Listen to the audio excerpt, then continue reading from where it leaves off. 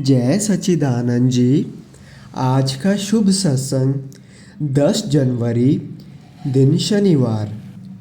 सतगुरु का ध्यान करोगे, सतगुरु का ध्यान करोगे तो मार्ग में उजाला होगा और समय पर सहायता मिलेगी। आज के सत्संग का शीर्षक भाव भक्ति। आज का शुभ सत्संग श्री प्रयागधाम आश्रम से पूज्य महात्मा जी के द्वारा बहुत ही श्रद्धा भाव से फरमाया गया है।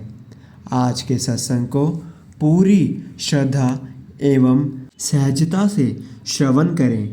अगले स्वर पूज्य आदरणीय महात्मा जी के होंगे।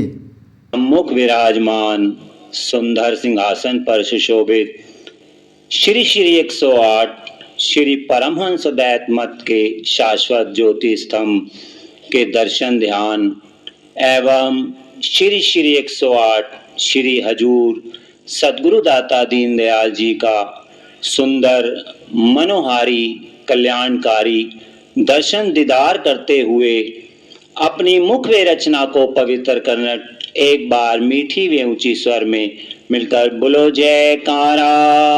बोल में श्री गुरु महाराज जी की जय।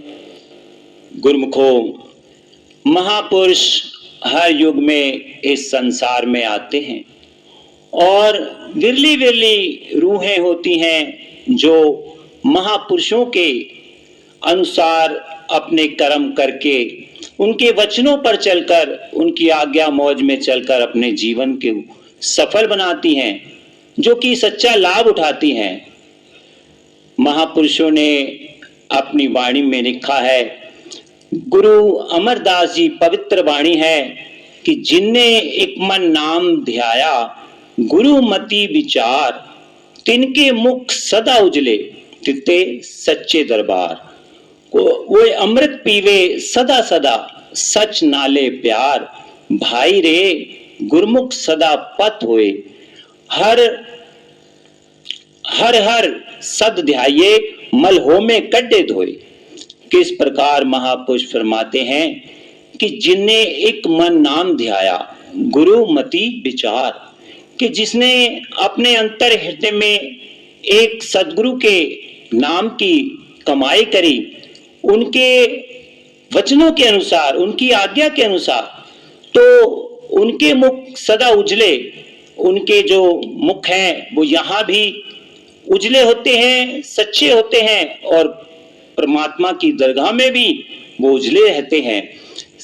कहते हैं कि अमृत पीवे सदा सदा सच नाले प्यार, वही उस अमृत को पीते हैं।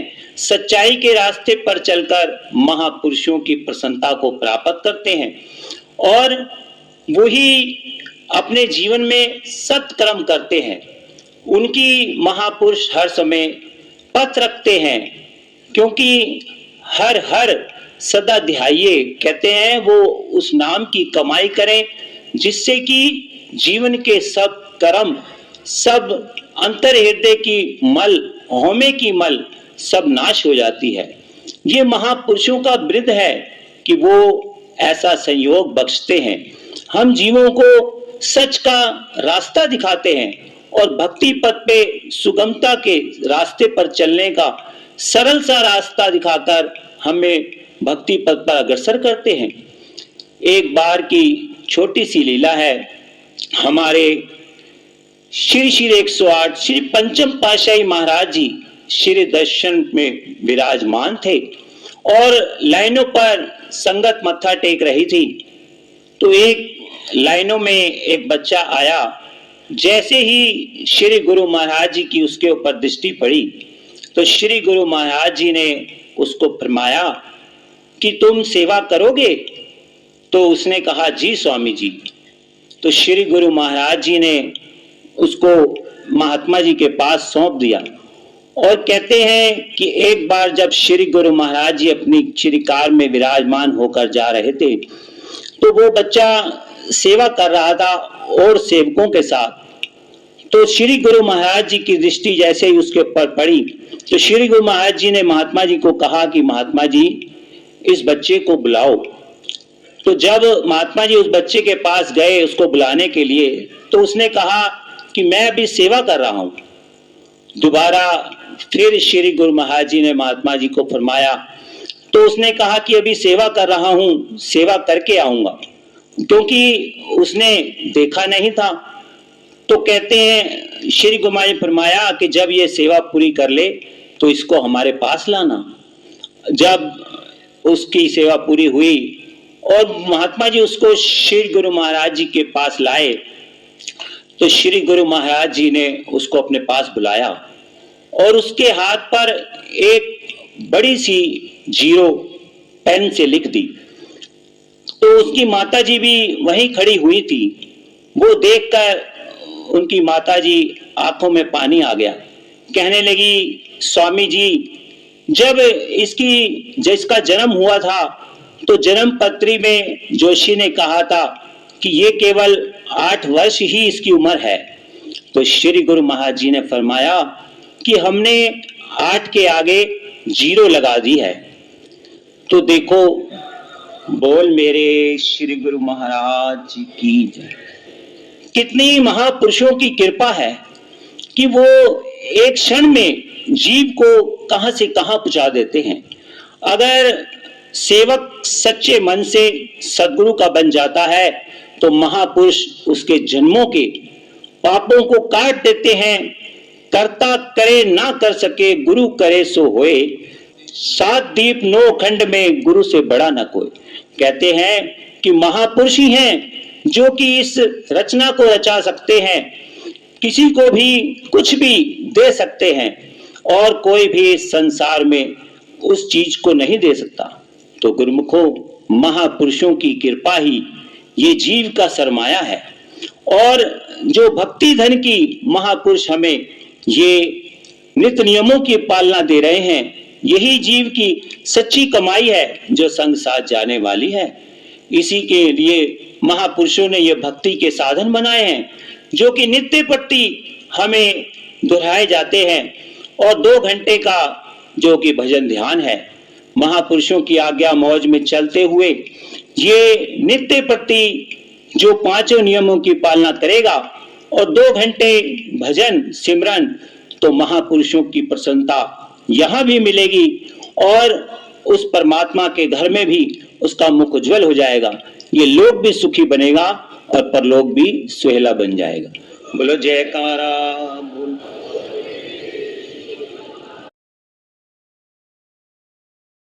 तो दुनिया क्या जाने मेरी लगी गुरु संग प्री, दुनिया क्या जाने। उठो गर्भ कोटो। श्री गुरु महाराज जी का हुक्म है गुरुमुख उठो, श्री गुरु महाराज जी का हुक्म है गुरुमुख उठो। मेरे सतगुर आप हैं सबके तारनहार, शरण पड़े को बख्शिए चरण कमल का प्यार। तेरी ही एक आस है, तेरा ही आधार, तुझ बिन कोई ना मेरा गुरु गरीब निवास।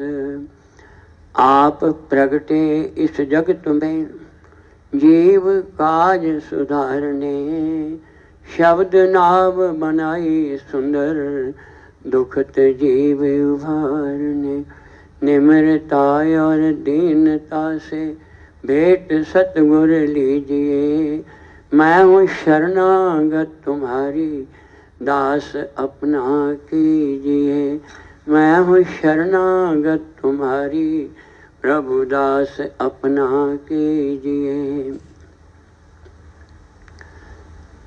सौभाग्यशाली गुरमुख सज्जन मंडली, सुंदर सिंहासन पर सुशोभित अपने परम इष्ट देव, परम आराध्य देव श्री हजूर सतगुरु दाता दयाल जी महाराज जी के दिव्य दर्शनों को हृदय मंदिर में बसाते हुए बड़े प्रेम सहित मिलकर बोलो जयकारा। बोल मेरे श्री गुरु। प्रेमियों, हम सेवकों पर महापुरुषों की अनंत अनंत कृपा बरस रही है, जो अपने श्री चरण कमलों में बिठाकर जो देव दुर्लभ दर्शन देकर हम सेवकों को सच्ची खुशियां प्रदान कर रहे हैं। जिस भक्ति और भगवान को पाने के लिए बड़े बड़े सिद्ध साधक योगी तपस्वी जंगलों में जाके कंदराओं में जाकर के कठिन साधना करते हैं और फिर भी ऐसा संयोग नहीं मिलता जो महापुरुषों की कृपा से इस समय हमें प्राप्त हो रहा है। बोल। दूरधाम से आए धरा पर जग के सिरजनहार, सुन पुकार भक्तों की अपने संत रूप में लिया अवतार। नाम की नौका पर बिठलाकर भव सागर से करते पार। दिव्य दर्शन को पाकर प्रेमी बोल रहे सब जय जयकार। बोल। देश विदेश में श्री सतगुरु जी ने भक्ति के खोले भंडार, वचनों का अमृत बरसाकर दूर करें मन का अंधकार। नव वर्ष मनाने सब गुरुमुख श्री प्रयाग धाम में आए हैं। देवों ने भी पुष्प बरसाकर अपने भाग मनाए हैं। बोल मेरे श्री गुरु महाराज की। ये महापुरुषों की हम सेवकों पर अनंत कृपा है कि आज कलयुग में जहाँ चारों ओर जीव दुखों में घिरे हुए, काल और माया की दौड़ में दौड़ते हुए कहीं भी मन की शांति और आनंद नहीं प्राप्त कर रहे, वहाँ पर श्री परम दयाल जी ने श्री अनंतपुर दरबार की रचना रचाकर अपने पावन तन पर कष्ट उठाकर जो धरती पर वैकुंठ की रचना रचाई है। आज सब प्रेमी भक्ति की सच्ची दौलत से झोलियां भर रहे हैं और अपने महाप्रभु जी के उपकारों का मन के अंदर नमन करते हुए बार बार श्री चरणों में विनय कर रहे हैं कि हे प्रभु, आप जैसा परोपकारी दयालु भगवान हमने कभी कहीं ना देखा है ना सुना है। महापुरुष अपने पावन तन पर कष्ट उठाकर भक्तों को दुखों से छुड़ा देते हैं। हर पल उनके मन में यही विचार लगा रहता है कि हमारे सेवकों पर कभी कोई दुख कोई कष्ट ना आए। एक बार दास ने श्री संत नगर में अपने परम इष्ट देव श्री परम अवतार पंचम पातशाही महाराज जी के श्री चरणों में विनय की कि स्वामी जी 500 भगत श्री प्रयाग धाम श्री दर्शनों के लिए आ रहे हैं, मगर 2 दिन के लिए वो बंबई आश्रम में रहकर बंबई घूमना चाहते हैं। जैसे ही श्री गुरु माई ने सुना, मन में चिंता लग गई कि 500 भगत उस समय अमरधाम आश्रम में बंबई में इतना साधन नहीं थे। फरमाया कि हम सबको भोजन भी देंगे, रहने की जगह भी देंगे, मगर स्नान पानी के लिए और अन्य कार्यों के लिए वह जगह नहीं है। उनको कितनी वहां पर कठिनाई आएगी। आप श्री अनंतपुर 2000 आदमी लाओ, श्री प्रयागधाम में 1000 आदमी लाओ, हम सब का इंतजाम करेंगे, मगर बम्बई के आश्रम में इतनी व्यवस्था नहीं है।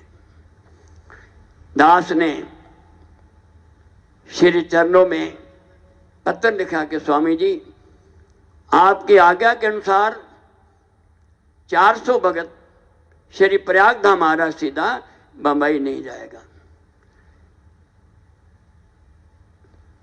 जेलम पर 400 भगत आ रहे थे। रात को बहुत देर हो गई। जब गाड़ी 9-10 बजे पहुंची तो 11 बजे श्री प्रयागधाम सारी संगत आई। श्री गुरु महाराज ने संदेश भेजा कि जो भगत अब आए हैं वो दर्शनाल में पहुंचे, हम दोबारा दर्शन खोलेंगे। कितना प्यार, कितना स्नेह। महापुरुष अपने पावन तन की कठिनाइयों की परवाह नहीं करते, दोबारा दर्शन खोले। एक एक को अपने कार्यक्रमों से प्रसाद दिया। सभी प्रेमी गदगद हो गए कि हमें बॉम्बे में क्या मिलना था, जो आज हमने ये दिव्य नज़ारा देखा है कि भगवान स्वयं अपने चरणों में बैठाकर प्रसाद दे रहे हैं, रहमत बरसा रहे हैं। इसके बराबर में त्रिलोकी में कोई दात नहीं। इसी प्रकार प्रेमियों, हमारे श्री हजूर सतगुरु दाता दयाल जी भी जब रूहानियत के तख्त पर विराजमान हुए तो दिन रात देश विदेश में उन्होंने भ्रमण करते हुए सभी प्रेमियों को अपने दर्शनों से, अपने प्यार से निहाल किया। पावन तन में बहुत थकावट हुई। सभी प्रबंधक जनों ने विनती की, महाराज जी अब आप कुछ दिन आराम करें। तो श्री गुरु महाराज जी प्रेम विभोर हो गए। फरमाया, चाहे हमारा शरीर माने ना माने, जब भी, जहाँ भी, जिस वक्त भगत बुलाएंगे हम जाकर के फौरन दर्शन देके और उनको वचनों से निहाल करेंगे। ये महापुरुषों के कितने बड़े उपकार हैं। वाणी में भी वर्णन आता है, ऊंच अपार बेअंत स्वामी, कौन जाने गुण तेरे, गावत उदरे सुनते उदरे, बिन से पाप गनेरे, पशु प्रेत मुक्त को उतारे, पाहन पार उतारे, नानक दास तेरी सरनाई, सदा सदा बलिहारे। महाराज जी ने वाणी में वर्णन किया कि हे सदगुरु, हे प्रभु, आप ऊंचे से ऊंचे हैं, अपार हैं, आपके का पारावार नहीं है, बेअंत हैं। इस छोटी सी जीवा से हम जीव आपके गुणानुवाद नहीं गा सकते। आपके गुण गाने से, सुनने से जीव सब बंधनों से मुक्त हो जाता है, कर्मों के बंधन छूट जाते हैं और ऐसे अपने प्रभु से मिल जाता है जैसे इस समय हम सब अपने गुरु महाराज जी के चरणों से मिले हुए हैं।